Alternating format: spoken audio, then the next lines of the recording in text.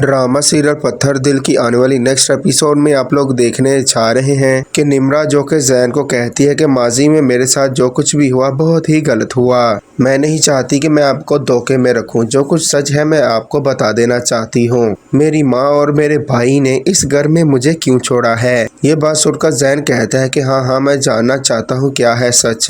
जिस पर निम्रा बता ही देती है कि सब लोग यही चाहते हैं कि मेरी शादी आपसे हो जाए। जैन मैं भी आपको पसंद करने लगी हूँ। ये बात सुनकर जैन कहता है कि तुम पागल तो नहीं हो गई। तुम्हें क्या लगता है कि मैं तुमसे शादी करूंगा? तो ऐसा कभी भी नहीं हो सकता। जिस पर निम्रा कहती है कि आप ही मुझे बताएं कि मुझ में किस बात की कमी है।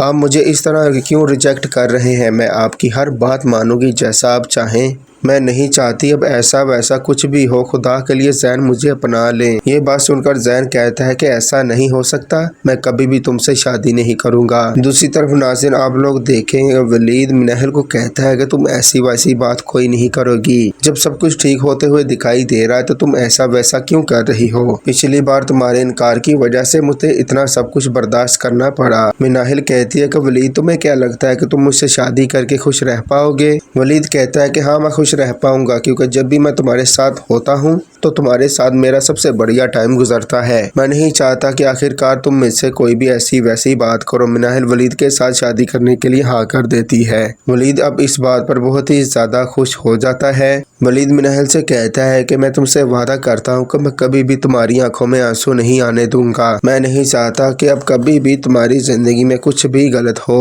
मिनाहिल कहती है कि जो भी है वलीद मैं नहीं चाहती कि अब हमारे इस रिश्ते की वजह से कोई भी ऐसी वैसी बात करे। वलीद कहता है कि किसी की इतनी हिम्मत नहीं कि तुम्हारे किरदार पर कोई बात करे। मैं तुम्हारे किरदार पर कोई ऐसी वैसी बात सुनना नहीं चाहता। तुम्हें क्या लगता है कि जैन तुम्हें मेरे साथ शादी करने पर परेशान करेगा? तो मैं उसे नहीं छोड़ूंगा। मैं उसका वो हाल करूंगा जो वो किसी को मुंह दिखाने के काबिल नहीं रहेगा।